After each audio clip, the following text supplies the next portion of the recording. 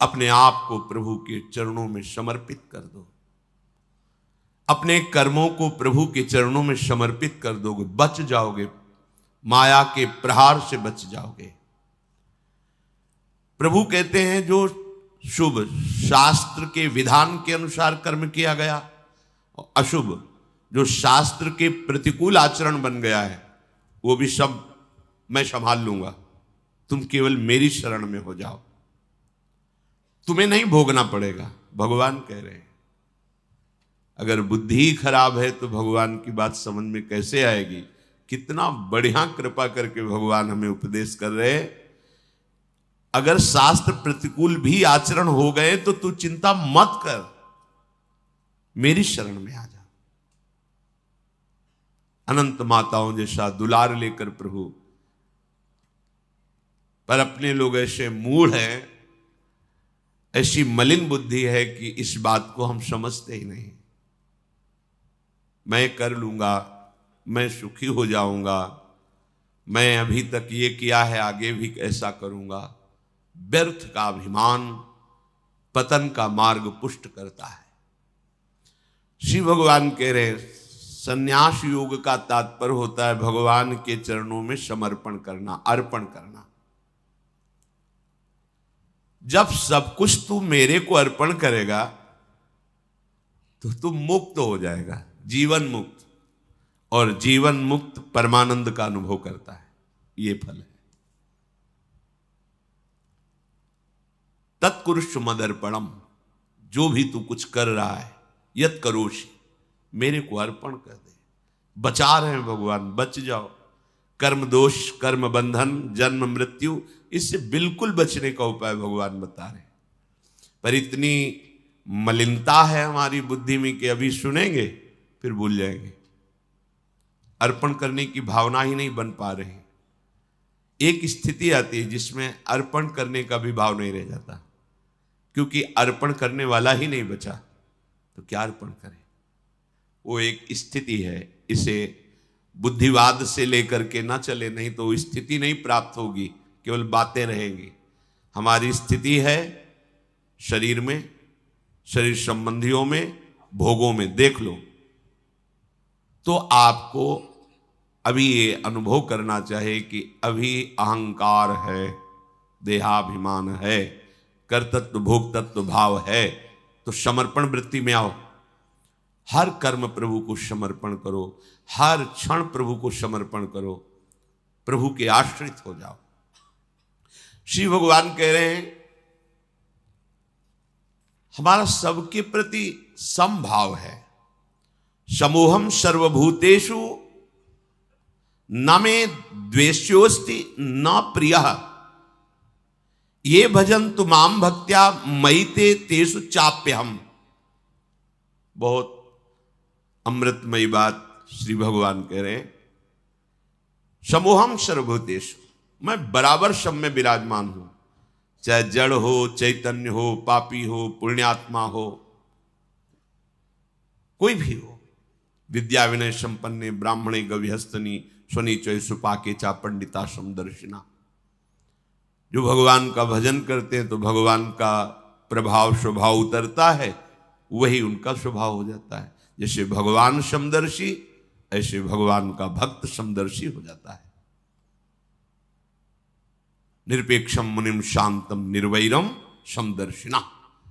यहां भगवान समोहम सर्वभूतेषु, स्थावर जंगम, पवित्र अपवित्र, देवता मनुष्य, कोई भी, सब में भगवान समान रूप से विराजमान है।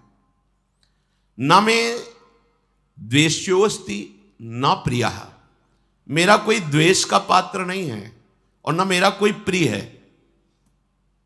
ये भगवान का सिद्धांत है। आगे की जो बात कह रहे हैं वो बहुत मीठी बात कह रहे हैं।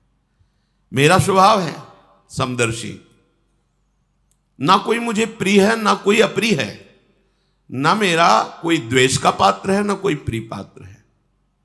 पर ये भजन तो माम भक्त्या, जो मुझे भाव से बजते हैं मैं पक्षपात ले लेता हूं उनका। ये खास बात है। बस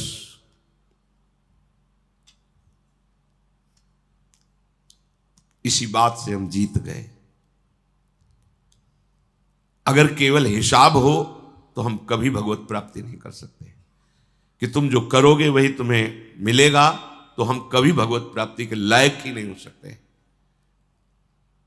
पर ये बात हमें जिता देती है। ये भजन्तु माम भक्त्या मयि ते तेषु चाप्यहम्, मैं उनमें प्रकाशित हो जाता हूं और वो मेरे में प्रकाशित, जो मुझे प्रेम से भजता है।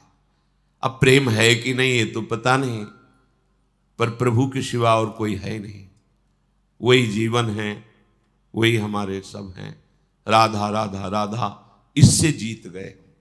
अगर हमारे हिसाब में देखा जाए तो ऐसा कोई तप सृष्टि में नहीं है जो भगवान को खरीद सके, ऐसा कोई सिद्धांत नहीं जो भगवान को अधीन कर सके। जैसे मां मेरा बच्चा है ऐसा मान करके हर समय आंतरिक दृष्टि रखती है, जरा सा भय उपस्थित होने पर आगे खड़ी हो जाती है। ये तो एक अंश का वात्सल्य है, वो वात्सल्य समुद्र है। बस इसी बात से हम जीत गए। नहीं तो भगवान जब अपने स्वभाव में हो तो हम कभी भगवत प्राप्ति नहीं कर सकते। भगवान का स्वभाव क्या? समोहम सर्वभूतेषु न मे द्वेष्योस्ति न प्रियः, मेरा कोई प्रिय नहीं है और कोई अप्रिय नहीं है। फिर तो हमारी बात नहीं बन पाती। अगर हमारी बात बनी है तो उनके दुलार से बनी है। उनका दुलार कैसे अनुभव में आया, कैसे आता है? अपनापन करने से। मेरे प्रभु जैसे भी है हम आपके हैं नाथ, अब आपके सिवा हमारा कोई सहारा नहीं। और ये बात जब वाणी से हृदय में उतर जाती है तो फिर जो चमत्कार जीवन में होता है वो किसी और साधन से नहीं होता है। मृत्यु से बचने के लिए बड़े बड़े उपाय किए जाते हैं। जब हार हो जाती है उपायों की, तब ये बात ध्यान आती है कि है कोई ऐसा जो मुझे बचा सकता है। नहीं, जीव का ऐसा स्वभाव बन गया है कि वो पहले भगवान की शरण होता ही नहीं है। वो जब तक हार नहीं जाता तब तक भगवान की शरण नहीं होता है। ये पक्की बात है, ये स्वभाव है उसका। आखिरी दम तक वो तिनके का भी सहारा लेने की कोशिश करेगा। जब तिनके का भी सहारा नहीं रह जाता तब वो हारे को हरिनाम, तब वो सहारा लेता है। अगर पहले ही ले ले तो हारना ना पड़े, उसे विपत्तियों का सामना ना करना पड़े। एक बार देवताओं ने देखा कि युद्ध में जितने असुर मारे जाते हैं, दैत्य, उन सबको भगवान शुक्राचार्य जी के पास संजीवनी विद्या है। विद्या का प्रयोग किया, तत्काल जीवित हस्त पुष्ट। भगवान बृहस्पति जी के पास ये विद्या नहीं। जितने देवता मारे जाते वो अंग भंग वैसी स्थिति में रहते, मृत तो मृत। भगवान बृहस्पति जी के पास ये विद्या थी नहीं, भगवान शुक्राचार्य जी के पास। देवताओं ने बृहस्पति जी को अपना गुरु माना और दैत्यों ने शुक्राचार्य जी को गुरु माना। अपने गुरुदेव की कहीं भी लघुता मन में भी नहीं आनी चाहिए। इसलिए देवताओं ने कभी बृहस्पति जी से ये प्रार्थना भी नहीं की कि आप संजीवनी विद्या सीख लीजिए, हम लोगों को जिलाने, कभी प्रार्थना नहीं की। गुरु महिमा है। पर उनके बड़े पुत्र का नाम कच्छ था। उनसे बात की कि आप हमारे गुरु पुत्र हैं और हमारे ऊपर सबसे बड़ी संकट की बात है कि कोई साधन नहीं है जिससे हम अमर हो सके। और शुक्राचार्य जी के पास साधन है, संजीवनी विद्या। कोई भी असुर नहीं, जो भी मरा उसको तत्काल जीवित कर दिया। अगर आप जाएं भगवान शुक्राचार्य जी के पास और शिष्यत्व स्वीकार करें और उनको प्रसन्न कर लें तो आप अधिकारी हैं, आपको संजीवनी विद्या दे सकते हैं एक जीवन को जिलाने के लिए।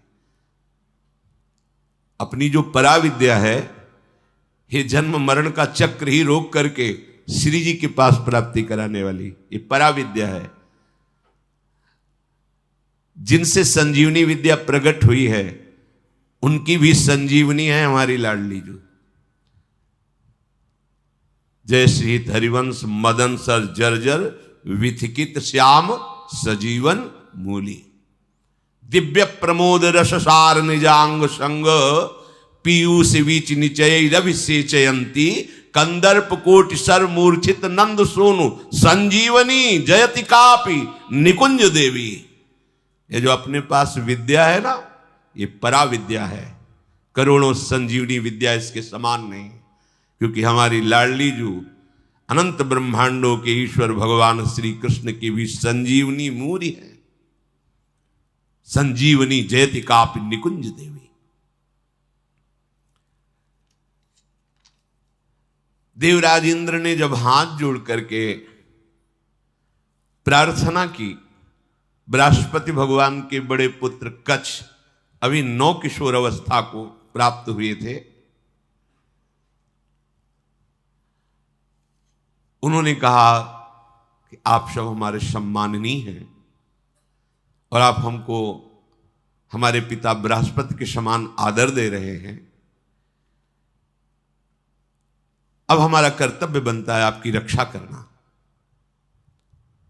हम जा रहे हैं पर बड़ा संकटपूर्ण कार्य है, क्योंकि कोई भी दैत्य बर्दाश्त नहीं करेगा। हो सकता है मेरी मृत्यु भी हो जाए, पर आपके हित के लिए मैं मृत्यु का भी वरण कर लूंगा। जो संत स्वभाव के होते हैं उनका प्रभाव यही होता है कि वो अपनी हानि करके दूसरे का परम लाभ करना निश्चित करते हैं, और जो अशंत स्वभाव के होते हैं वो दूसरे की हानि करके अपना लाभ सोचते हैं। कच्छ ने सब देवताओं को आश्वासन दिया, अगर जीवित रहा तो संजीवनी विद्या लेके ही आऊंगा, और ना जीवित रहा तो फिर बात अलग है।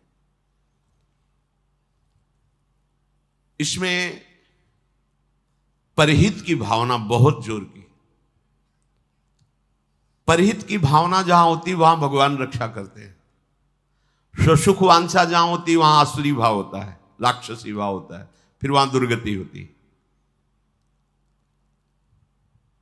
श्री महान महिमा में भगवान के पिता होने का सौभाग्य जिन्हें प्राप्त हुआ दशरथ जी महाराज, उनको वो परम लाभ जो गीधराज जटायु को मिला नहीं मिला।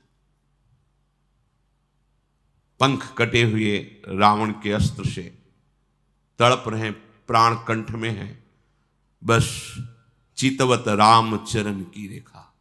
आगे पड़ा जटायु देखा, चितवत राम चरण की रेखा। भगवान ने गोद में लेकर पिता की तरह उनका तर्पण आदि किया। वो जानता था कि मैं रावण से जीत नहीं सकता, पर जानकी का विलाप सुन करके पूरे बल से आक्रमण किया दशानन के ऊपर, और इस गति को प्राप्त तो भगवान के सामने ही गीध देह का त्याग करके हरि रूप होकर भगवान के नित्य साकेत धाम को गया। परहित सबसे बड़ा धर्म है, परहित सरिष धर्म नहीं भाई। और यहां स्वसुख वांछा से ही हमारी सारी चेष्टाएं होती, इसीलिए आनंद की तो बात जाने दो, शोक भय संताप ये छोड़ ही नहीं रहा है। कच्छ जी दैत्यों की सभा में विराजमान भगवान शुक्राचार्य जी के पास गए, उन्हें प्रणाम किया और कहा मैं आपसे एकांत में प्रार्थना करना चाहता हूं। भगवान शुक्राचार्य जी ने एक तेजस्वी बालक एकांत समय दिया, प्रणाम करके कहा मैं अंगिरा ऋषि का पौत्र, भगवान बृहस्पति का पुत्र, मेरा नाम कच्छ है और मैं आपका शिष्य होना चाहता हूं। ब्रह्मन, मैं आपको गुरु रूप में वरण करता हूं। मैं 1000 वर्ष तक ब्रह्मचर्य रह करके आपकी सेवा करना चाहता हूं, और आप इसके लिए मुझे मना मत करना, इसकी अनुमति दे देना। शुक्राचार्य जी ने कहा कच्छ सुस्वागतम तेस्तु प्रतिगृहणामि ते वचः। अर्चयिष्येह मर्च्यम त्वामर्चितोस्तु बृहस्पति। मुझे बहुत प्रसन्नता हुई। कच्छ, तुम्हारे संकल्प का हम स्वागत करते हैं। शिष्य कौन है, किनका है, किस पक्ष का, ये नहीं देखा जाता। यदि वो शिष्यत्व स्वीकार कर रहा है और उसमें वो लक्षण हैं तो बिना किसी संकोच के, बिना कोई विचार के उसको स्वीकार कर लिया जाता है। ये धर्म की मर्यादा है। उसमें फिर नहीं देखा जाता आप कौन, कहां के, कैसे, नहीं। आप में आर्त भाव है, शरणागत होना चाहते हैं, वो स्वीकृत है। मैं तुम्हें स्वीकार करता हूं। तुम्हारा ये जो संकल्प है आदर का पात्र है।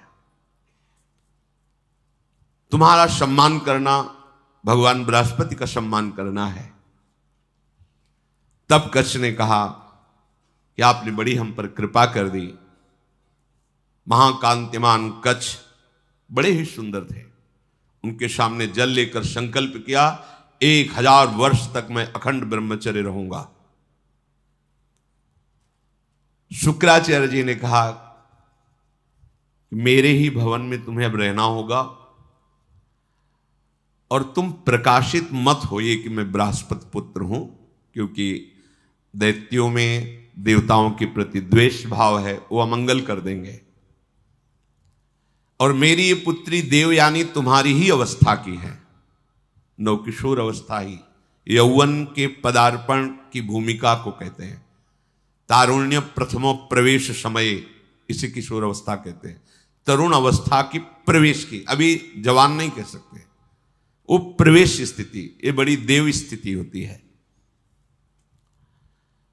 तुम हमारी पुत्री का प्रिय करो, उसकी आज्ञा में रहो, अपना ही घर है, ऐसे निर्भय होकर रहो, पर बाहर सावधानी से ही निकलना, क्योंकि दैत्यजन ये जान न पावे कि तुम हमारे पास रहे हो।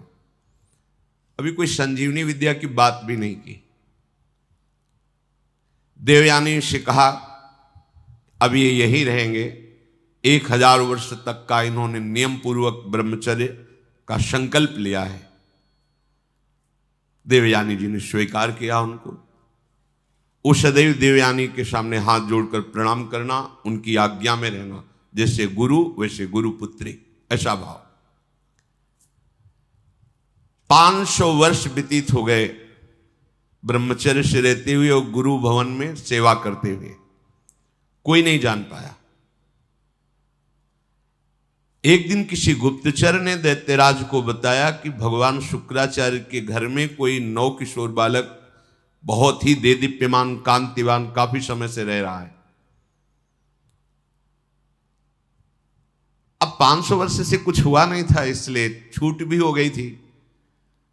तो जो भविष्यान्नी के लिए गायें थी, उनको चराने के लिए जंगल में चले जाते। गुप्तचरों ने दैत्यों को बताया कि इस समय वो नवयुवक वन में गाय चराने गया हुआ है और एकांत प्रदेश है, और हमने पता लगाया वो युवक कोई और नहीं, बृहस्पति जी का पुत्र कच्छ है। गुप्तचर भी बड़ी विद्या से युक्त होते हैं पूरा, और मुझे लग रहा है कि ये सब एक देवताओं का प्लान है जो संजीवनी विद्या सीखने के लिए भेजा है। अब आपका क्या आदेश है? उनका आदेश क्या? उसे मार के फेंक दो, पर ऐसी सावधानी से मार करके उसे अलग अलग करो जिससे शुक्राचार्य जी जिला ना पावे। एकांत प्रदेश में वो गौएं चरा रहे थे। दैत्यों ने जाकर अस्त्र शस्त्र से उन्हें छोटे छोटे टुकड़े काट डाले कच्छ के और कुत्तों को खवा दिया। देखो, एक संजीवनी विद्या के लिए कष्ट सहना, और ये तो अंतिम है, अब संसार चक्र में ही नहीं आना। इसके लिए अगर एक बार कोई हमारे ऊपर प्रहार करे या शरीर छूट जाए तो मेरा घाटा थोड़ी है। शरीर तो वैसे ही छूटना है। अगर मुझे शरीर छोड़ने पर श्री जी मिल जाती है तो सस्ता बड़ा सौदा है, बहुत सस्ता सौदा है।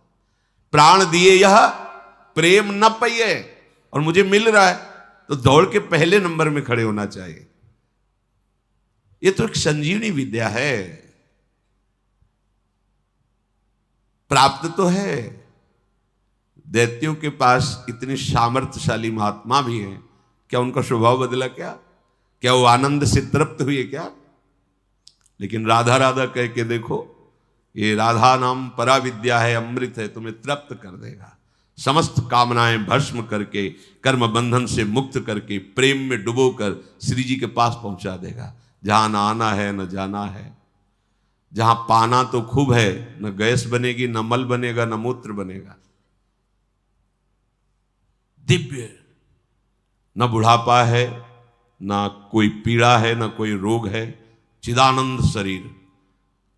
कोई भय नहीं कि कभी हटा दिए जाएंगे, दूसरा आएगा तो हमारी जगह ले लेगा, ऐसा नहीं। बस वहीं विश्राम मिलेगा। चलना है, मन में ठान लो, चलना है। पर यह बात कि जिस मार्ग में हम चल रहे हैं उसमें फूल ही फूल नहीं मिलेंगे, शूल भी मिलेंगे। शूल को देख के डरना नहीं, वो शूल फूल बन जाएंगे। पर आप सोचो कि अब हम तो भजन में चले तो सब जयमाला पहनावे हमें, और हमें प्रणाम करें, नमस्कार करें, तो भूल जाना जब आप अच्छी चढ़ाई पर चढ़ रहे होंगे तो पैर पकड़ के घसीटने वाले हजारों दौड़ पड़ेंगे, पर आपको रुकना नहीं है। बल आपका श्री जी है, इसलिए कोई घसीट नहीं सकता, पर विघ्न बाधाएं आपको घेर लेंगी। किसी उत्तम वस्तु की प्राप्ति के लिए बहुत उसे छुपा के रखा जाता है, बड़े विघ्न रखे जाते हैं जिसे कोई अधिकारी ही प्राप्त कर पावे। उनको मार दिया, कच्छ को, उनके शरीर के टुकड़े टुकड़े करके कुत्तों को खवा दिया। अब उस दिन गौवें बिना रक्षक के वापस आ गई। देवयानी जी ने देखा कि कच्छ तो आए नहीं, गौवें लौट आई। उन्होंने शुक्राचार्य जी से कहा कि भगवान, आपने अग्निहोत्र कर लिया, सूर्यदेव अस्ताचल को चले गए, गौवें वापस आ गई, पर कच्छ वापस नहीं आया। मेरा हृदय भयभीत हो रहा है, कच्छ के साथ कुछ अमंगल हुआ। मैं सत्य कहती हूं, मेरा हृदय कभी झूठ इशारे नहीं करता। मेरे हृदय में आ रहा है कि शायद अब कच्छ जीवित नहीं है। भगवान शुक्राचार्य जी ने ध्यान देकर देखा, बोले तो ये तो गजब हो गया, कच्छ को काट करके कुत्तों को खवा दिया दैत्यों ने। ठीक है, संजीवनी विद्या का प्रयोग किया, हर कुत्ते के पेट से फट फट करके मांस एकत्रित हुआ, कच्छ जिंदा हो गए। ये संजीवनी विद्या, विद्या का बड़ा प्रभाव होता है। इलवल और वातापी नाम के दैत्य थे ना, इसी विद्या को जानते थे, और उनको संतों से द्वेष था। जो आसुरी स्वभाव के होते, संत उनका भी मंगल करते, पर उनका द्वेष होता है, उनको सताने में अच्छा लगता है। जो सीधे धर्मात्मा संत भगवत मार्ग के पथिक, उनको संकट में डालना, उनको तड़पाना, उनको मारना, इससे उनको अच्छा लगता है। जो दैत्य राक्षसी स्वभाव के जन होते हैं, भला संत किसी से क्यों ऐसा द्वेष करेंगे कि किसी को कष्ट हो। पर देखो ना, पूज्यपाद उड़िया बाबा को काट डाला गड़ासे से, भरी स्वभाव जैसे फव्वारे जैसे निकलते ना, ऐसे खून के फव्वारे निकले। ये दैत्य स्वभाव बड़ा ही कड़ुआ स्वभाव है। इलवल क्या करता कि साधारण वेश में जाता और जंगल में जितने भी ऋषि मुनि आश्रमों में सबको निमंत्रण देता, हमारे आज अहो भाग्य, आप हमारी कुटिया में पधारिए, और एक साधारण धर्मात्मा का वेश रखता। अब संत वायु पीने वाले, जल पीने वाले, पत्ता खाने वाले, कंदमूल फल खाने वाले, चलो भगवान की इच्छा से कोई निमंत्रण करने आया है, पा लेते हैं। वो अपने भाई वातापी को मार करके वो ऐसे मिलाता कि कोई जान न पाता भोजन में। जरा जरा सब सैकड़ों ऋषियों की पंगति लगाई, सब प्रसाद पा के खड़े हुए, ताओ विद्या का प्रयोग करता, संजीवनी विद्या। वातापी फड़ाक फड़ाक सबके पेट भट जाते, और वो एकत्रित हो गए। हाँ भैया, बोले हो गए, 100 मरे, 500 मरे, उनको सुख मिलता है। अब ऋषियों की संख्या कम होने लगी तो भगवान अगस्त्य जी से कहा, जो समुद्र को पी गए थे, कि ऋषियों पर बड़ा संकट है, वो अलग अलग भेष बदल कर आता है, निमंत्रण करता है और अपने भाई को मार करके ऐसे मिला देता है कोई जान ही नहीं पाता। और जब ऋषि पा लेते हैं तो विद्या का प्रयोग करता है और सबको मार देता है, वो जीवित हो जाता है वातापी। बोले सब निमंत्रण स्वीकार करो। अगस्त जी बिना निमंत्रण के पहुंच गए, आगे बैठे। बोले भैया थोड़ा हम सबसे ज्यादा पाते हैं, तो पहली पंगत में मैं आगे बैठा हूं, पहले मैं पालूं फिर दूसरे को परोसा जाए। ऋषि तैयार हो ना? सब ऋषियों ने कहा हाँ। अगस्त जी ने कहा पहले मुझे परो। उसने वही प्रक्रिया की, अपने भाई वातापी को मार करे पूरा चाट चाट के सब पा गए अगस्त जी। पाने के बाद आचमन किया, खड़े हुए तो उसने मंत्र संजीवनी विद्या पढ़ी और कहा वातापी, जे भी पुकारा सो अधोवायु ढर से निकाली। बोले गया तुम्हारा वातापी। अगस्त जी थे जो समुद्र को पी गए, समुद्र अगाध समुद्र को पी गए। अधोवायु लिख बोले गया तुम्हारा वातापी। तुम साधारण सी सब पच गया, जितनी देर पाया उतने में हमारी जठराग्नि ने पचा करके हजम हो गया, खत्म तुम्हारा वातापी। कोई विद्या काम नहीं करती ब्रह्म विद्या के आगे, भगवत विद्या के आगे। भगवान बृहस्पति जी ने जो ही ध्यान किया, देखा कि वो तो कुत्तों के पेट में है, संजीवनी विद्या का प्रयोग किया, कुत्तों के पेट फटे और कच्छ जो है मांस जुड़ के पूरा जीवित होकर सामने आ गया। देखते ही देवयानी ने पूछा लौटने में विलंब क्यों कर दिया? तो उन्होंने कहा कि देवी मैं समिधा कुश और काष्ठ गुरु सेवा के लिए ला रहा था, तो एक वृक्ष के नीचे रुका, गौएं भी हमारे साथ थी। वहां कुछ असुरों ने मुझे घेर लिया और पूछा तुम कौन हो? तो मैंने बता दिया मेरा नाम कच्छ, मैं बृहस्पति का पुत्र हूं और भगवान शुक्राचार्य हमारे गुरु हैं, उनकी सेवा के लिए मैं सामग्री ले जा रहा हूं।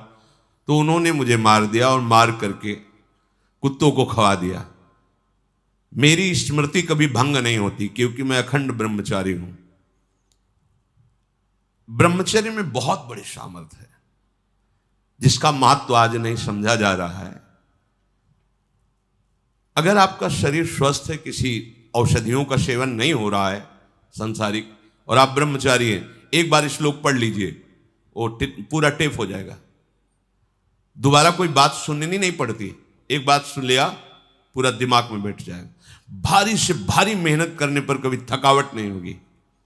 2-4 दिन नींद ना आवे तो आपको परेशानी नहीं होगी, क्योंकि बहुत शीतलता, बहुत धैर्य, गंभीरता, ये सब ब्रह्मचर्य प्रकट कर देता है, तभी उपासना परिपक्व होती है। अब ब्रह्मचर्य नहीं तो स्मरण ही नहीं है, ना प्रभु का स्मरण है, ना अपने लक्ष्य का स्मरण है। जिधर जो प्रवाह हुआ उसी में बहते डोल रहे हैं। शरीर इतने क्षीण हो रहे हैं वासना के कारण कि कुछ भी प्रकृति की मार झेलने लायक ही नहीं रह गए। देखो ब्रह्मचर्य का प्रभाव। कच्छ कह रहे हैं मुझे पूरा स्मरण है, मेरी स्मृति कभी भंग नहीं होती। जब हमारे गुरुदेव ने संजीवनी विद्या का प्रयोग किया तो फिर मैं जीवित होकर तुम्हारे सामने उपस्थित हूं।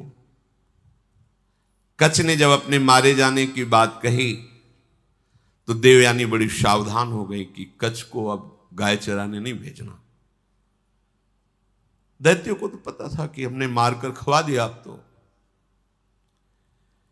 एक दिन सेवा के लिए कुछ पुष्प की आवश्यकता हुई तो देवयानी ने कहा पास के ही जंगल से पुष्प ले आइए। दैत्य दूर से निगरानी रखते थे, उन्होंने देखा कच्छ तो जिंदा है, जाकर के सोचा कच्छ जिंदा है, बोले वापस फूल लेके ना जाने पावे, अब की क्या करें? बोले मारो, मार के जलाओ, जला के राख जो है समुद्र में बहा दो। जब पुष्प ही लौट करके नहीं आए कच्छ पुष्प लेकर के, तो देवयानी ने फिर प्रार्थना की कि शाम होने जा रही, पुष्प तो सुबह लेने भेजा था, अभी तक कच्छ वापस नहीं आए। शुक्राचार्य जी ने कहा, ध्यान धर के देखा, बोले कच्छ को मार के जला के समुद्र के जल में प्रवाहित कर दिया, मतलब जल में मिला दिया। तो उनका भगवान यदि कच्छ पुनः वापस नहीं आएंगे तो मैं भी जीवित नहीं रहूंगी, क्योंकि इतने वर्षों से हमारी आज्ञा में सेवा में रह रहे हैं, तो हमारा एक अपनापन हो गया है। तो उनका देखो, चाहे जितनी बार जिलावें वो प्रयोग यही करेंगे, बार बार उन्हें मारेंगे। कभी ऐसा वो बुद्धिमानी से प्रयोग करेंगे कि संजीवनी विद्या का प्रयोग करने वाला ही नहीं रहेगा, इसलिए तुम भूल जाओ कच्छ को। तो उनका ऐसा नहीं हो सकता। जो आपकी शरण में, आपको उसकी रक्षा करनी ही पड़ेगी। जो संजीवनी विद्या का प्रयोग किया, लहरों से राख निकली, राख शरीर धारण किया और फिर कच्छ के रूप में आके पुष्प लेके सेवा में उपस्थित हो गए। बड़ी विद्या में सामर्थ्य होती है। गुप्तचरों ने बताया कि कच्छ है अभी गुरु भवन में, मार के जला के। अब वहां हुआ कि सुनो, अब की बार ऐसा करो कि कोई उपाय ही न रह जाए संजीवनी विद्या के प्रयोग का। तो किसी कार्य हेतु जे भी गुरु भवन से बाहर निकले, कच्छ उनका अपहरण कर लिया। कच्छ को मार करके जलाया, जला करके छान करके उस राख को सुरा में मिला करके अंगूर आदि के रस में और शुक्राचार्य जी के ही पास पहुंचा दिया। जो सेवा में था, जो ही दिया, भगवान शुक्राचार्य पी गए। शुक्राचार्य जी पी गए। देवयानी ने कहा पूरा दिन हो गया, कच्छ के दर्शन नहीं हो रहे। अब बताया बार बार, वो अगर हम संजीवनी विद्या का प्रयोग भी करेंगे तो मार ही डालेंगे, इसलिए तुम छोड़ो, क्यों चिंता करते हो। उन्होंने कहा भगवान आप ये निश्चित समझ लीजिए कि शरणागत हैं वो हमारे, और मैं उनकी रक्षा किए बिना जीवित नहीं रह सकती। आपसे सच कहती हूं, यदि मैंने कच्छ का दर्शन नहीं किया तो अपना जीवन नष्ट कर दूंगी।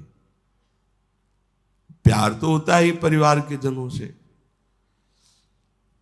शुक्राचार्य जी ने कहा बेटी, बृहस्पति का पुत्र कच्छ इस बार ऐसी घटना में स्थित है, या तुम्हारे पिता रहेंगे या कच्छ रहेगा। देवयानी तुम शोक छोड़ो, रो मत।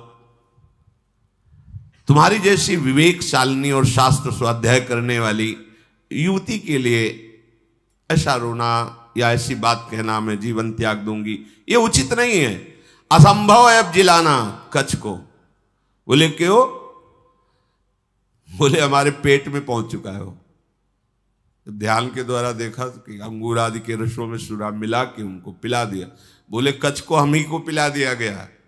ऐसे ये द्वेषी हैं दैत्यजन कि बाहर से तो पेट फाड़ के निकाल दिए सबके, सब जगह से बुला लिया। अब अगर हम विद्या का प्रयोग करते हैं तो हमारी मृत्यु हो जाएगी, क्योंकि निकलेंगे। देवयानी ने कहा कि मेरे दुख को अगर दूर करना चाहते हैं तो कच्छ को बुलाना ही पड़ेगा। तो उन्होंने कहा इसमें कोई संशय नहीं कि दैत्य लोग बहुत द्वेषी हैं। मेरे शिष्य को मार डाला है भयंकर स्वभाव वाले दैत्य। ये जानते नहीं कि मैं कितनी सामर्थ्य से युक्त हूं, फिर भी मेरे शरणागत को कष्ट दे रहे हैं, विरुद्ध आचरण कर रहे हैं। मुझे लगता है कि अब इनके परास्त होने का समय आ गया है। जब कोई गुरु द्रोह करता है तो उसके नाश का निश्चित समय आ जाता है। इस तरह का अपराध चाहे वो देवराजेंद्र क्यों न हो, उसको भी भयभीत करके परास्त कर देता है। जो ब्रह्मचर्य के पालन में रत है, मेरी आज्ञा में रहता है, मुझे बहुत प्रिय है, उसका कोई अहित करे तो मानो मेरा ही अहित कर रहा है।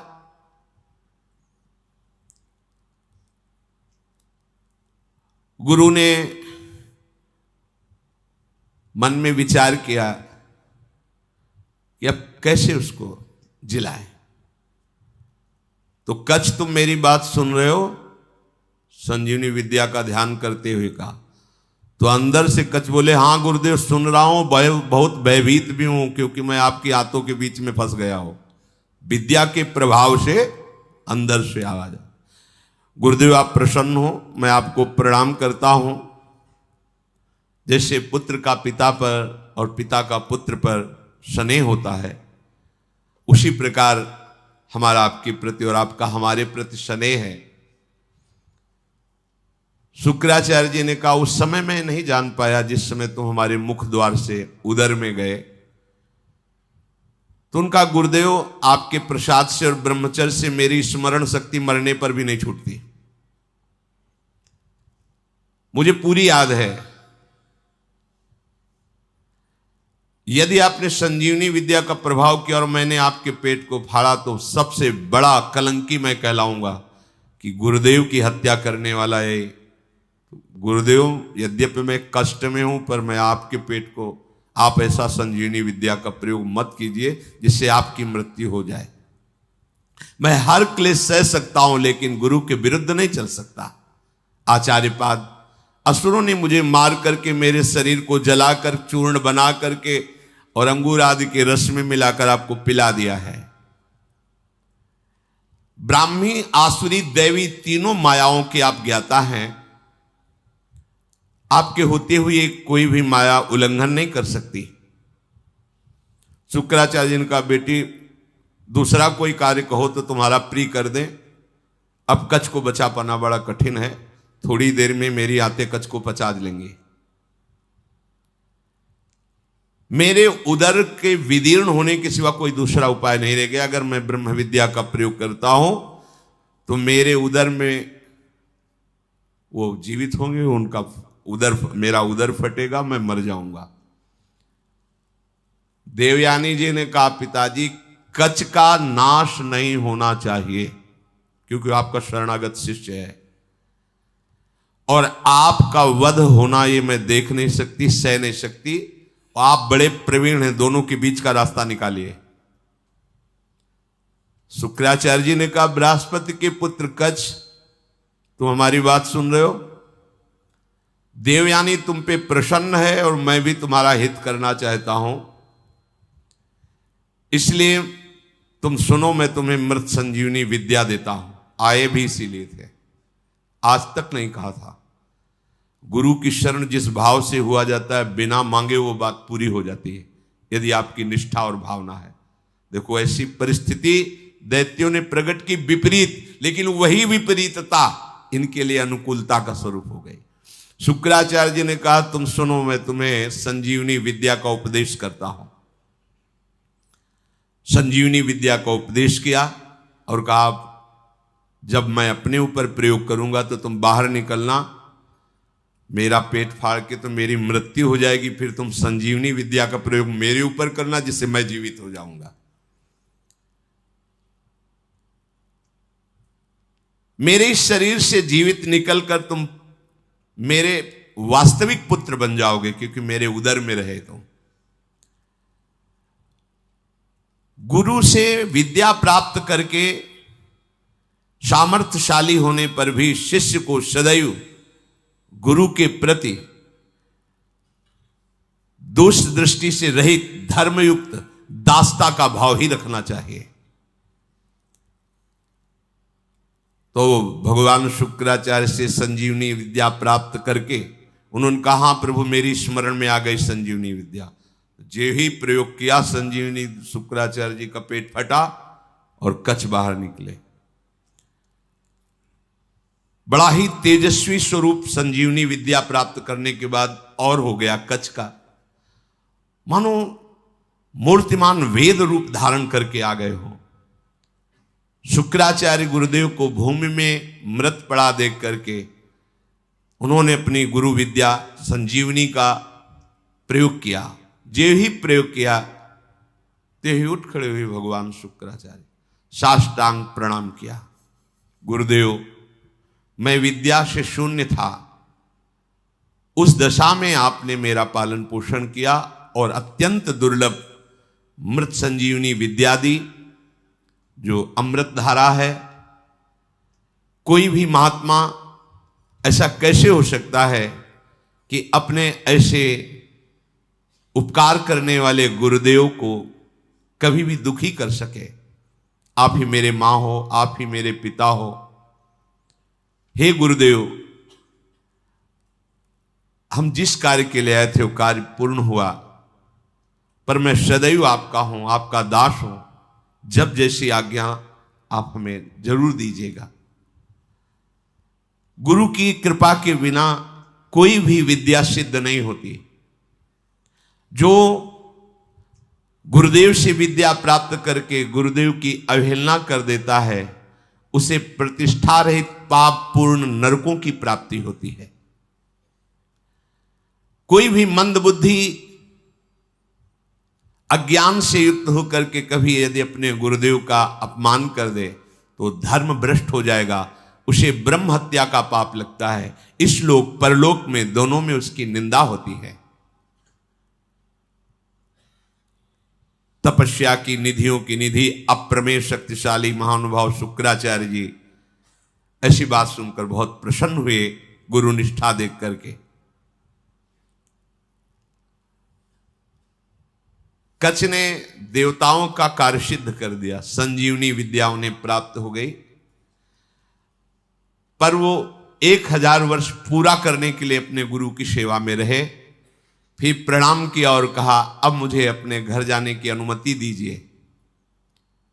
जब कच्छ का व्रत पूरा हो गया, गुरु ने उनको जाने की आज्ञा की, तो देवयानी ने कहा, हमारी सेवा में रहे हो, मेरी आज्ञा के बिना कैसे जा सकते हो? आप उत्तम कुल विद्या तपस्या इंद्रिय संयम से सुशोभित हो रहे हो। महायशस्वी महर्षि अंगिरा जिस प्रकार मेरे पिताजी के लिए माननीय है, उसी प्रकार आपके पिता बृहस्पति मेरे लिए आदरणीय और पूजनीय है। तपोधन, अब मैं जो बात कर रही हूं उस पर ध्यान दीजिए।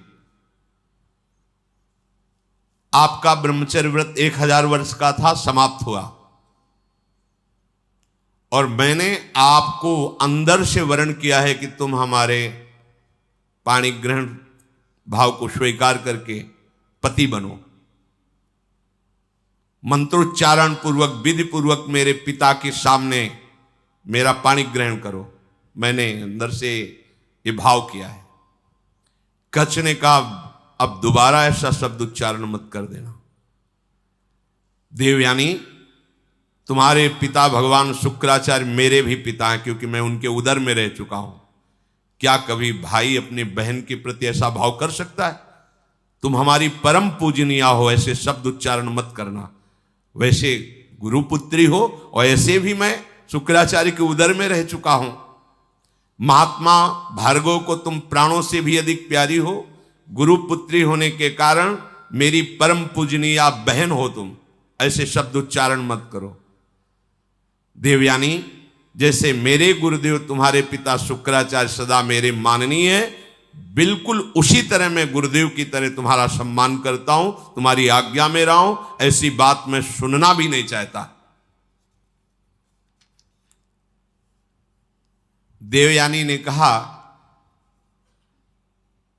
मैं आपका सम्मान करती हूं, आपकी भावना का, लेकिन जब से आप आए हैं और आज तक मैंने आपकी प्राणों की रक्षा की।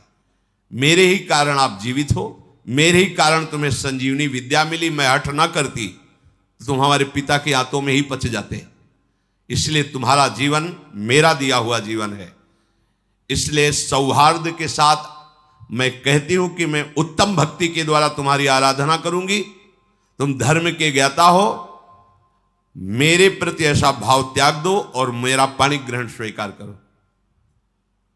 कच्छ ने कहा, उत्तम व्रत का आचरण करने वाली देवयानी, मैं तुम्हारी इस आज्ञा का कदापि पालन नहीं कर सकता।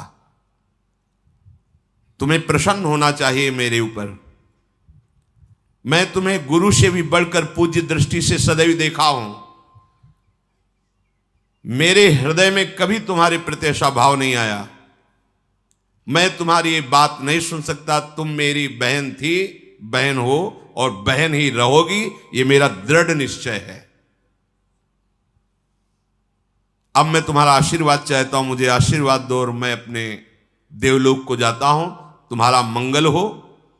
ऐसा कहकर के प्रणाम किया कच्छ ने। यद्यपि धर्म से युक्त कच्छ की वाणी थी,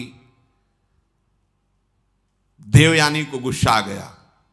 उनका, हमारी बात को ठुकरा रहे हो तो मैं श्राप देती हूं। जिस कार्य के लिए तुमने कठोर तपस्या की, यहां आए, संजीवनी विद्या सीखी, तुम्हारी संजीवनी विद्या निष्फल हो जाए। यह है मिलते मिलते भी बात बिगड़ जाती, लेकिन हरि शरणम में बात नहीं बिगड़ती। ध्यान रखना, निमिषहु ना अकृपा जब चितये तब ऐसे। ये सब इतिहास इसीलिए तुम्हें सुना रहे हैं कि हमारे भगवान की शरणागति कितनी मीठी मृदु है। घोर अपराध बन जाने पर भी भगवान कभी त्यागते नहीं। इतना कई बार मरना पड़ा जिस संजीवनी विद्या के लिए, उसी का साप मिल गया, निष्फल हो जाए। अब तो होश उड़ गए, जिसके लिए इतना श्रम निष्फल। देवयानी, ये तुमने धर्मयुक्त कार्य नहीं किया। तुम गुरुपुत्री हो, गुरुपुत्री समझकर तुम्हें क्षमा करता रहा जब तुम बार बार पाणी ग्रहण की बात करती रही। मैंने आज तक कभी तुम्हें दोष दृष्टि से नहीं देखा, और तुम कामना से युक्त होने के कारण हमें शाप दे दिया। इसलिए मैं तुम्हें आज शाप देता हूं, आज के बाद कोई भी ब्रह्म ऋषि कुमार तुम्हारा पाणी ग्रहण ही नहीं करेगा। ये सामर्थ्य होती है, जो नियम से चलते हैं, भजन करते हैं, उनमें सामर्थ्य होती है। उनके वचन कभी मिथ्या नहीं होते। 5 वर्ष के बालक हैं श्रृंगी ऋषि, चक्रवर्ती सम्राट महामहिम परम भागवत परीक्षित जी। जे ही श्रृंगी ऋषि स्नान कर रहे थे, बालकों ने आके कहा तुम्हारे पिता के गले में मरा हुआ सांप महाराज परीक्षित ने डाल दिया है। कहा उपहास, मेरे समाधिस्थ पिता का उपहास, ये इतना उच्छृंखलता कैसे आ गई? ये तो महाभागवत थे, ऐसा कैसे? इसका मतलब ये समझते हैं कि इनके ऊपर कोई शासन करने वाला नहीं। जल उठाया और कहा इनको पता नहीं कि ऋषि बालकों में अपनी तपस्या का इतना बड़ा बल है कि हम देवराज इंद्र को भी शाप दे सकते हैं। ये क्या है? मैं शाप देता हूं, आज के 7वें दिन विशाल काय तक्षक सर्प डसेगा और इस राजा की मृत्यु हो जाएगी। अमोघ, कोई नहीं काट पाया। 5 वर्ष के बालक श्रृंगी ऋषि। तुमने काम के वशीभूत होकर के मेरी विद्या को निष्फल होने का शाप दे दिया, तो तुम्हारा पाणी ग्रहण संस्कार की जो भावना है, कोई भी ब्रह्म ऋषि कुमार तुम्हारा वरण नहीं करेगा। ये मेरा शाप है। गई विद्या, गई। देखा कितना श्रम और हाथ क्या लगा। अब देवताओं को भारी समस्या का फिर कोई उपाय नहीं। अब जब कोई उपाय नहीं होता, तब एक उपाय जागृत होता है, हरि शरणम। सब देवताओं ने भगवान को पुकारा, क्योंकि दैत्य बल से भी आसुरी स्वभाव में, और गुरु का इतना बड़ा प्रताप, संजीवनी विद्या संपन्न गुरु, कोई उपाय नहीं कि बचने का।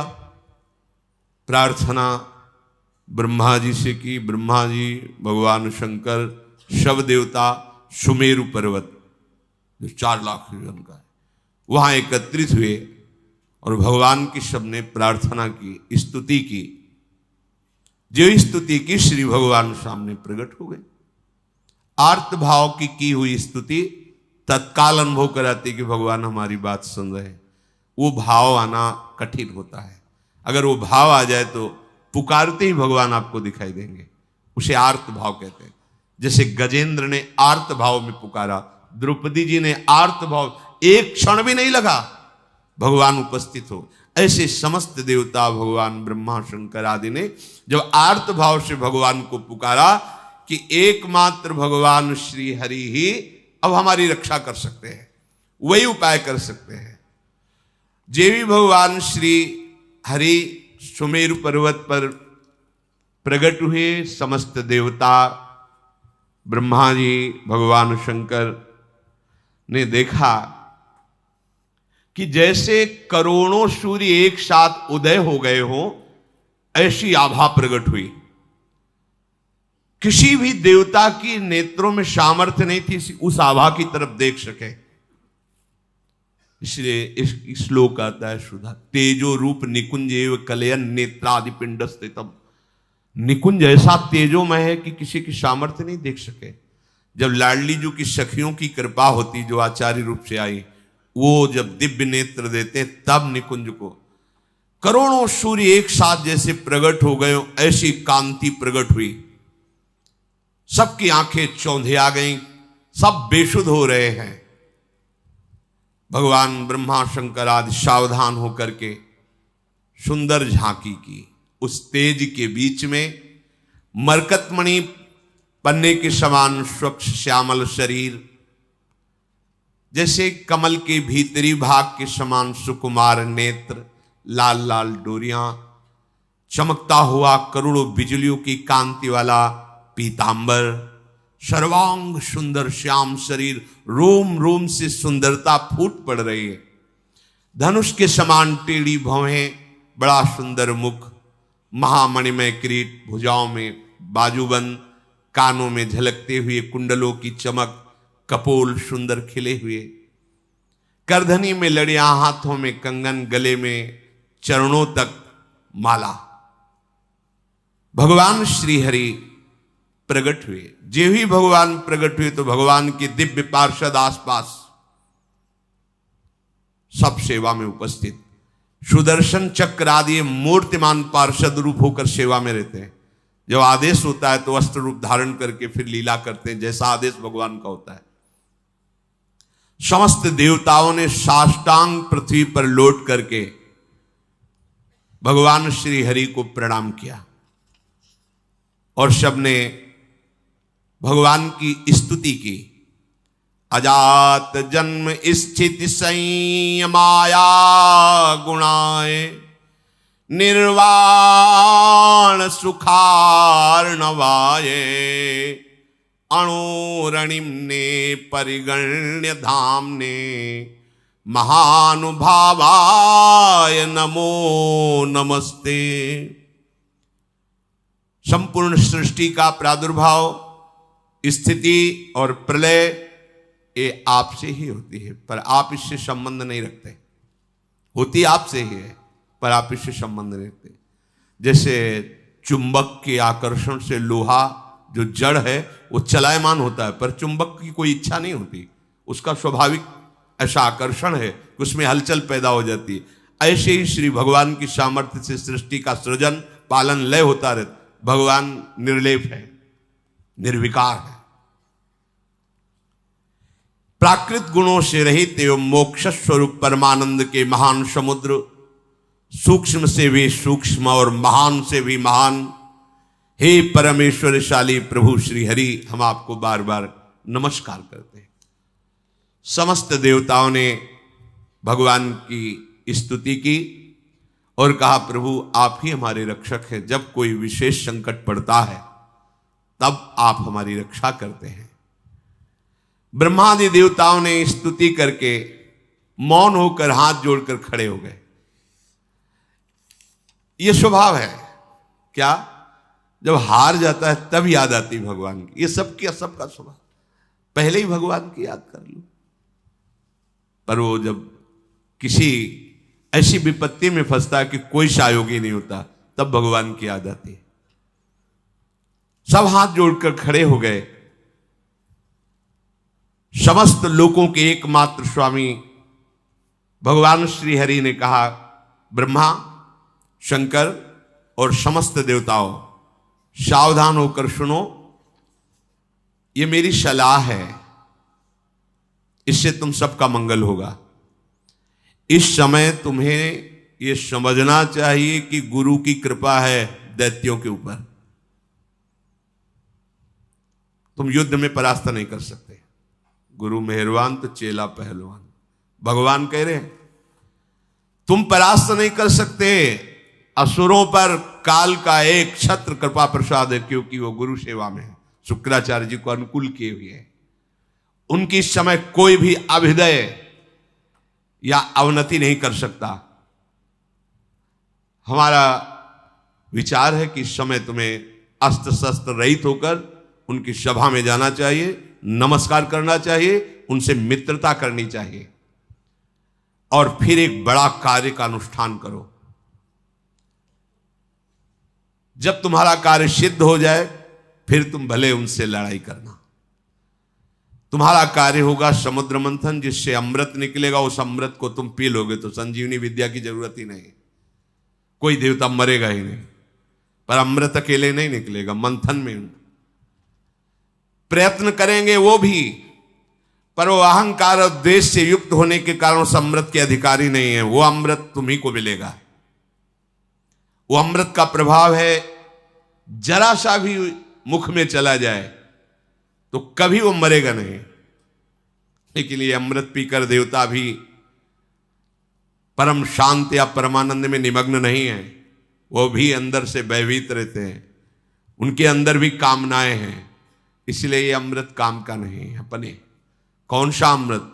अपने लिए काम का। राधा नाम सुधा रसम, सुधा माने होता है अमृत, अमृत रस राधा राधा राधा, जहां पूर्ण निर्भयता, किसी से द्वेष ही नहीं।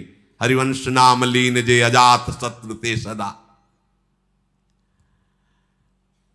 व्यवस्था मैं करूंगा, मंदराचल की मथानी होगी, वासुकी नाग की नेति होगी, समुद्र का मंथन करने की पूरी व्यवस्था मैं करूंगा।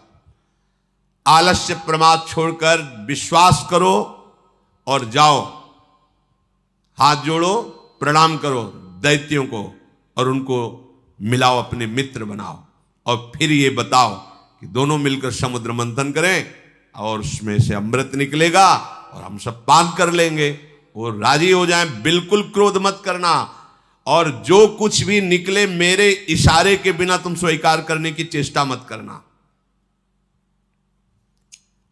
देवताओं को आदेश देकर भगवान श्री हरि उन्हीं के बीच में अंतर्धान हो गए। उनके चले जाने पर ब्रह्मा शंकर ने उस दिशा को नमस्कार किया जिधर भगवान अंतर्धान हुए। देवराज इंद्र, वायु देवता, अग्नि देवता, बड़े बड़े लोकपाल ईश्वर कोटि के जो देवता हैं, ये कोई अस्त्र नहीं, कोई शस्त्र नहीं, सर झुकाए हुए दैत्यों की सभा में प्रवेश। बड़े बड़े सेनापति, दैत्यों के उद्भट, देवताओं को परास्त करने की सामर्थ्य रखने वाले, अपने अपने अस्त्र संभाल लिए। और उनमें हुआ कि जब अस्त्र नहीं लिए और सर झुका के, अरे इसका मतलब ये युद्ध के लिए नहीं, इसका मतलब ये संधि भावना से आ रहे हैं। उन्होंने अपने अपने अस्त्र नीचे उतारे। देवता लोग गए और हाथ जोड़कर ऐसे किया। ऐसे ही काम बनता है। अगर अमृत पद प्राप्त करना है ना, तो जो गाली दे तो भी हाथ जोड़ना पड़ेगा। ये भगवान की सलाह है। अगर अमृत पद प्राप्त करना है तो देखो, यहां किसी का कोई यश व्यस नहीं रहता। पढ़ के देख लो, एक से एक सब माया सब धूल डालती चली है। किसका यश है? किसका यश है? एक समय आता है कि एक आदमी का यश फैल जाता है। दूसरा समय आता है कोई जानता नहीं कौन था, क्या कैसा, धूल में मिल गया। ये यश, ये कीर्ति, ये प्रणाम, ये नमस्कार, रुपया, पैसा, बिल्डिंग, माया, ये सब छलावा है। केवल जीने के लिए इन वस्तुओं को अपना आराध्य मानकर समय नष्ट करना बड़ी मूढ़ता होगी। अखंड भगवान का स्मरण चल रहा है, और वो जैसे रखें उनका कार्य है। अपना लक्ष्य केवल प्रभु होना चाहिए। प्रभु के सिवा और कुछ सब व्यर्थ है, सब व्यर्थ है। मरे तो क्या रह गया, क्या रह जाएगा? आप देखो कितने बड़े बड़े यशस्वी जन हुए हैं, बलवान, धर्मात्मा। कौन जानता है, भगवान का नाम नहीं ले रहे तो तुम्हारा नाम क्या लेंगे? और यहां इतनी बुद्धि हमारी देहाभिमान से युक्त है कि अगर परोपकार के लिए छोटा सा पौशाला भी खोलेंगे तो पूरे परिवार का मैं जिला पता तक, नंबर तक उसमें डाल देंगे। ऐसा देहाभिमानपूर्ण। अगर एक पंखा लगाएंगे तो हर पंखुड़ी में वो नाम लिखा होगा, जिला लिखा होगा, बाप माता का सबका नाम, मतलब एक पंखे से ही पूरे पितर तर जाएंगे। ऐसा देहाभिमान पुष्ट है कि हमारा नाम हो, हमारी कीर्ति हो। अरे भगवान का नाम तुम नहीं जप रहे हो तो तुम्हारा नाम कौन जपेगा, तुम्हारी कौन कीर्ति गाएगा?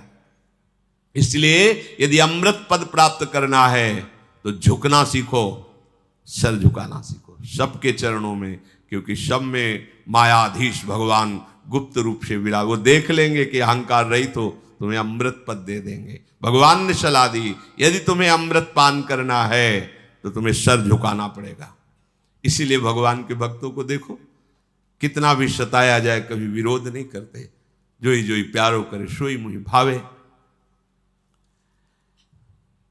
समस्त संपत्तियों से सेवित असुर सेनापतियों से सुरक्षित उस सभा में देवताओं ने कहा कि हमारे मन में एक विचार आया है, क्या आप लोग सहयोग करेंगे?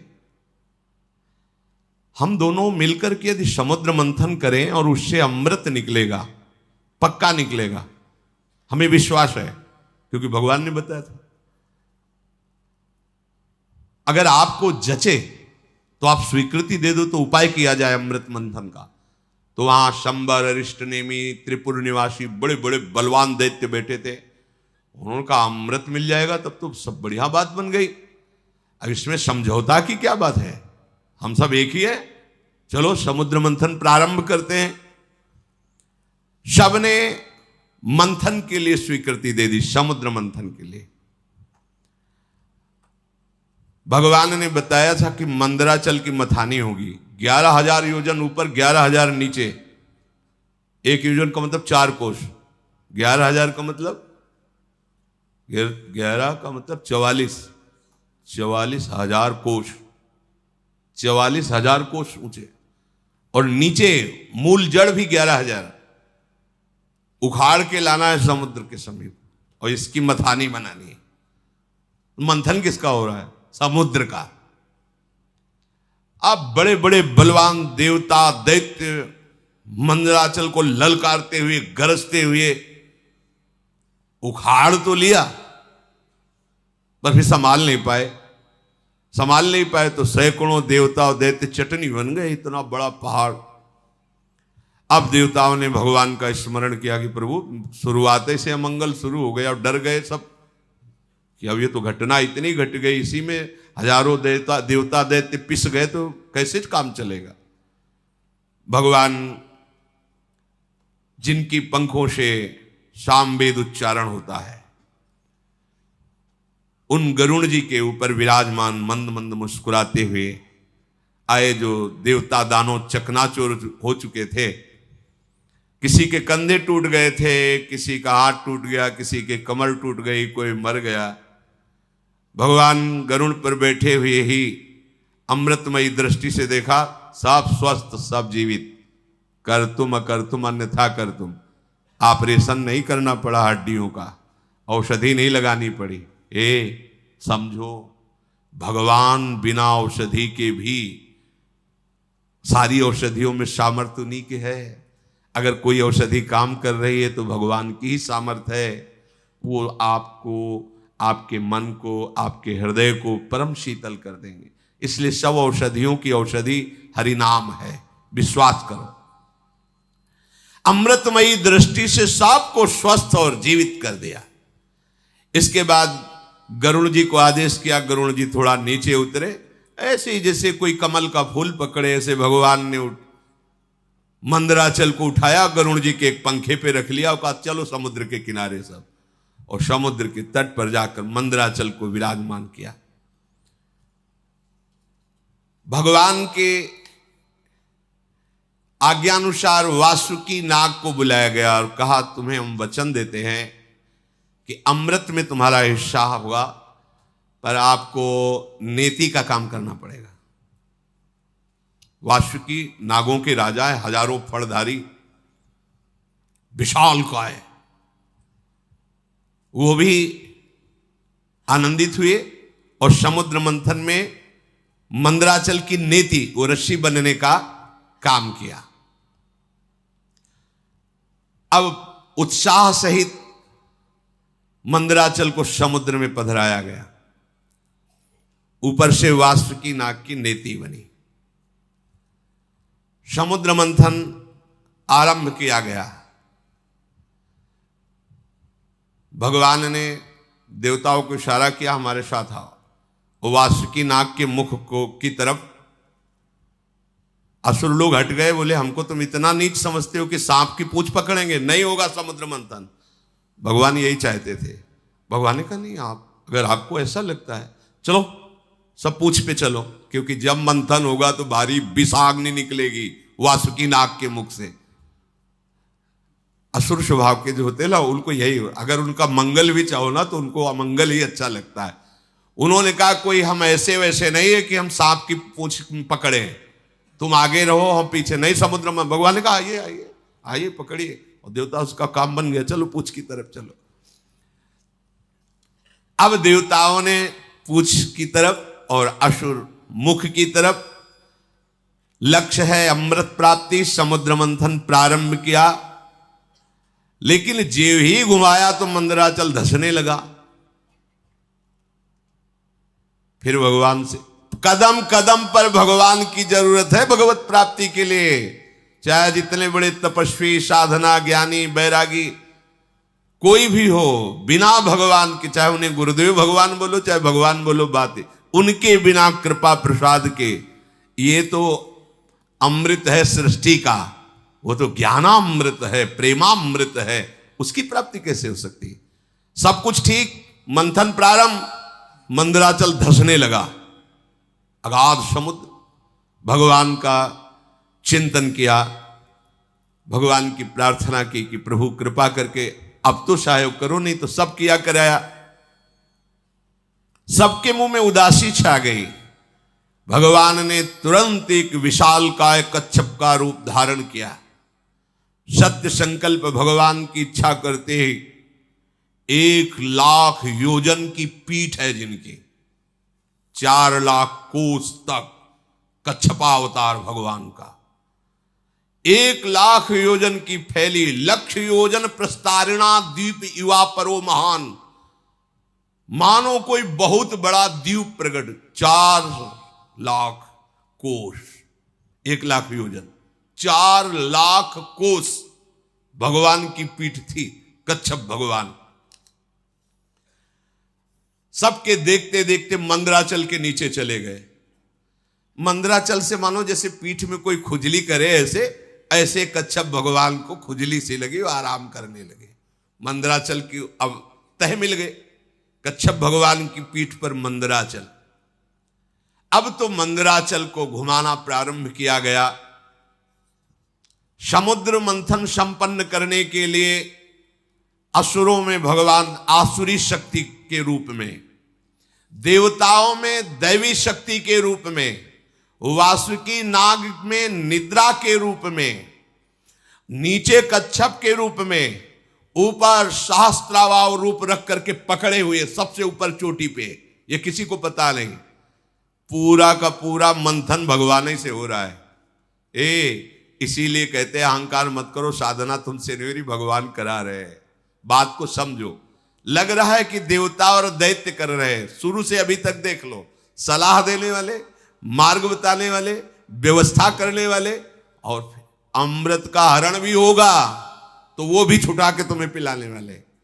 अगर भगवान श्री हरि का आश्रय नहीं लिए तो ये तो प्रकृति के मंथन से, प्राकृतिक ही तो है समुद्र, और यहां ज्ञान समुद्र के मंथन से प्रेमामृत का पान करना है।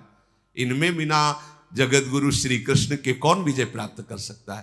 बोले इसमें गुरु की क्या आवश्यकता है? तो चल के देख लो, मिल ही जाए तो बता देना आके। आज तक किसी को मिला हो, इतिहास साक्षी हो तो बता देना। बिना गुरु का आश्रय लिए, और वो गुरु भगवान ही है। भगवान गुरु, गुरु भगवान। अब समुद्र मंथन बड़ी दृढ़ता से प्रारंभ हुआ।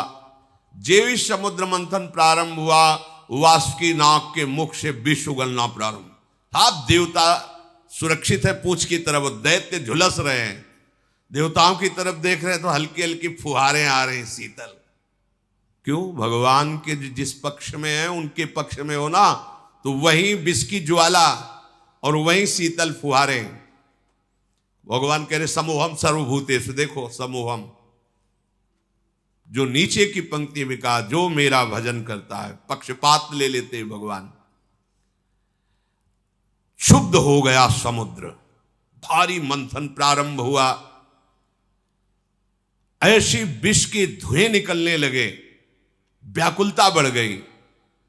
भगवान ने तत्काल शीतल जल वर्षा का आदेश किया कि अगर ऐसा तो फिर कैसे समुद्र में, पग पग पर विघ्न है, भगवान न हो तो साधना सिद्ध ही नहीं हो सकती। भगवान की प्रेरणा से दिव्य बादल आकर के वर्षा करने लगे, शीतल सुगंधित वायु चलने लगी, सबकी जान में जान आया। अजित भगवान स्वयं मेघ के समान सांवला शरीर, पीतांबर धारण किए, कानों में मकराकृत कुंडल बिजली की तरह चमक रहे हैं। विश्वविजयी भगवान देवताओं की तरफ खड़े होकर स्वयं मंथन कराने लगे। अब बड़े वेग से मंदराचल घुमाया जाने लगा। समुद्र में खलबली मच गई। समुद्र ने भी हाथ जोड़कर कहा कि महाराज मेरे तो प्राण ही चले जाएंगे। बोले तुम भी धैर्य रखो, सहो, तुमको भी अमृत का छींटा मिल जाएगा। अमृत के लोभ से देखो, और ये अमृत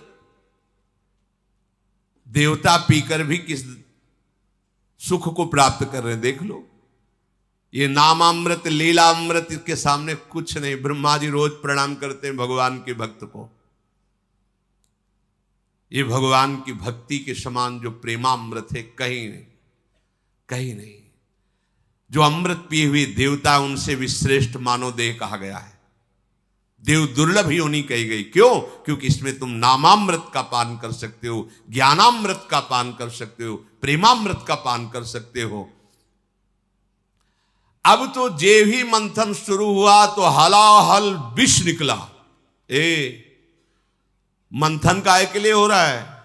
अमृत के लिए। पर अमृत के पहले क्या निकला मंथन में? विष। इस विष को केवल शिव पचा सकते हैं, शिव, दूसरा नहीं। क्या विष है? कहते जब पहले भजन नहीं करते थे बड़ी शांति लगती थी, जब से भजन शुरू किया गंदी गंदी बातें आ रही, काम आ रहा, क्रोध आ रहा। अब मंथन शुरू तो विष आएगा नहीं। शिव, तुम्हारा संबंध नहीं है अंतःकरण धर्म से, ये ज्ञान ही शिव है। वंदे बोधमयम नित्यम, बोध माने ज्ञान। जो ज्ञान स्वरूप है वही इस विष को पचा सकता है, नहीं पचाना मुश्किल है। हार जाओगे, भाग जाना पड़ेगा, आप टूट जाओगे। नहीं, ज्ञान के द्वारा, विवेक के द्वारा। अगर इस विष को न पचाया होता तो संतों ने अमृत पान न किया होता। हलाहल नामक इतना वो जहरीला कि उसके जो फूहे उड़ रहे थे, आसपास का सब वन भस्म हो गया। अब देवता दैत्य सब के प्राण व्याकुल हो गए केवल उसकी भाप से जो जहर निकला। भगवान ने कहा कि चलो सब कैलाशपति का स्मरण करो, देवाधिदेव महादेव भगवान शंकर ही बचा सकते हैं। भगवान सदाशिव को पुकारा, अंबा के साथ भगवान प्रकट हुए। ऋषि मुनि देवता दैत्य सब प्रणाम करके प्रार्थना कर रहे। तीनों लोकों का अभ्युदय और मोक्ष जिन ऋषियों ने संकल्प करके कि सबका मंगल हो, वो सब ऋषि भी आ गए और स्तुति करने लगे भगवान शंकर की। देव देव महादेव भूतात्मन भूत भावन त्राहिनः शरणापन्नास त्रैलोक्य दहनाद विषाद। हे देवताओं के भी आराध्य देव, देवाधिदेव महादेव, अब आप ही समस्त प्राणियों की रक्षा कर सकते हो। हम सब आपकी शरण में आए हैं। ये त्रिलोकी को भस्म कर देगा विष। अगर इस विष को नहीं पचाओगे तो स्थूल सूक्ष्म कारण तीनों इस विष से व्याप्त हो जाएंगे। जिस काम के लिए ये मंथन शुरू हुआ था साधना का, वो काम पूरा नहीं हो पाएगा।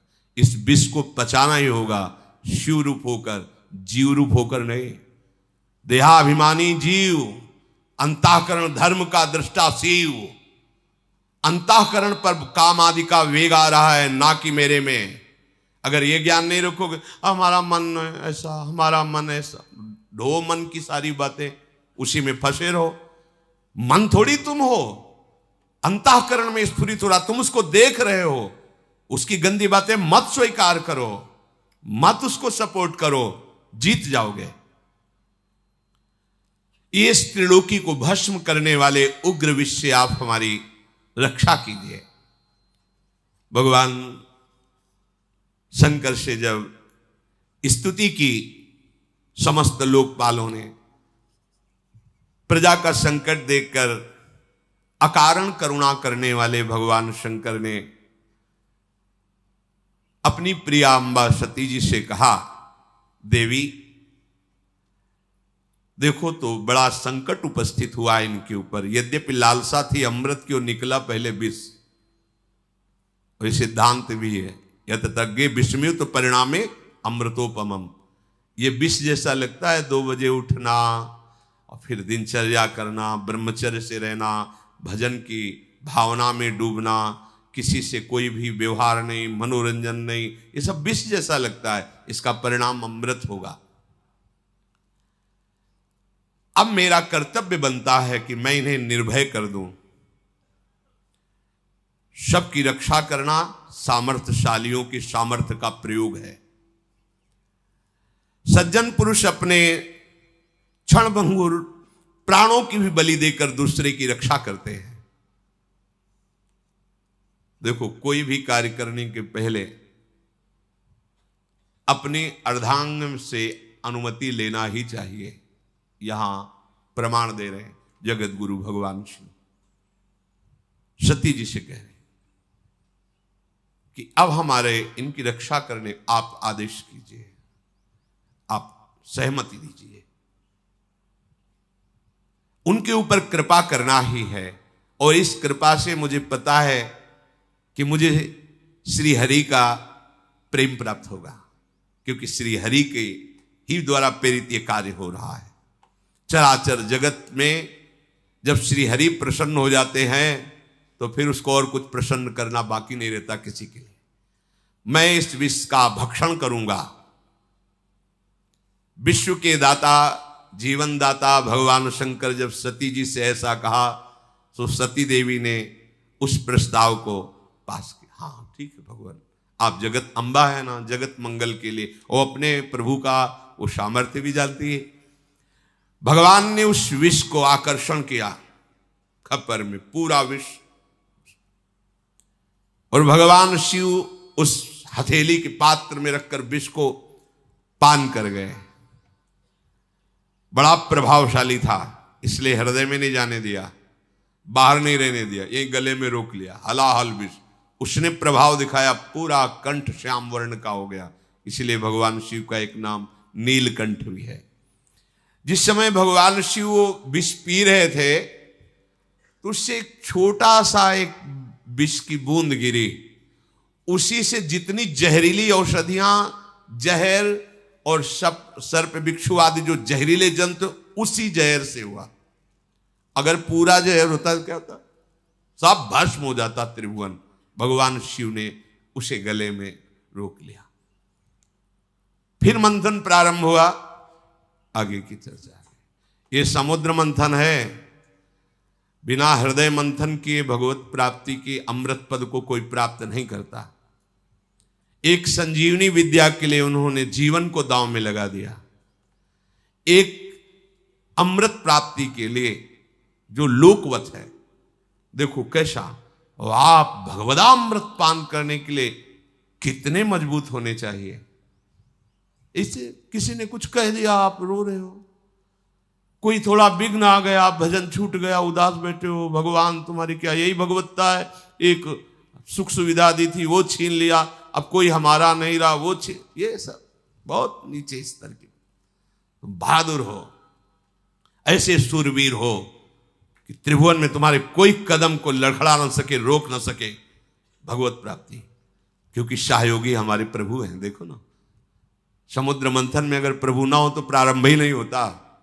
ऐसे ही तुम्हारे भगवत प्राप्ति को अगर प्रभु स्वीकार न किए होते तो प्रारंभ ही नहीं होता।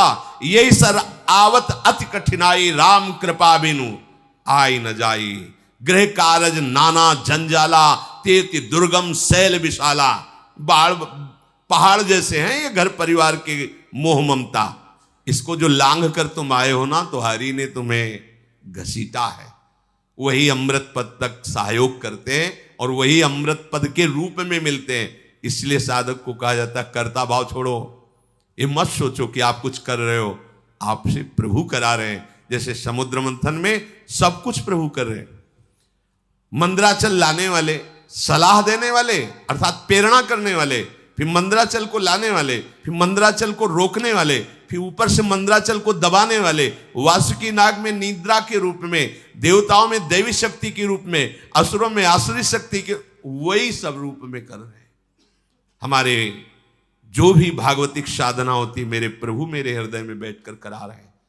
कर्ता भोक्ता भाव नष्ट हो जाएगा, अमृत पद की प्राप्ति होगी। भगवान ही इस विषैले काम क्रोधादि से हमारे को बचाते हैं, अपनी सामर्थ्य नहीं। कभी किसी को अहंकार नहीं करना चाहिए। यदि जितेंद्री हो, धर्म से चलते हो, भजन कर रहे हो तो भगवान की कृपा से कर पा रहे हो। अगर उनकी कृपा का छत्र हट जाए तो अभी आपको दिखाई देगा कुछ नहीं हो, कुछ नहीं हो।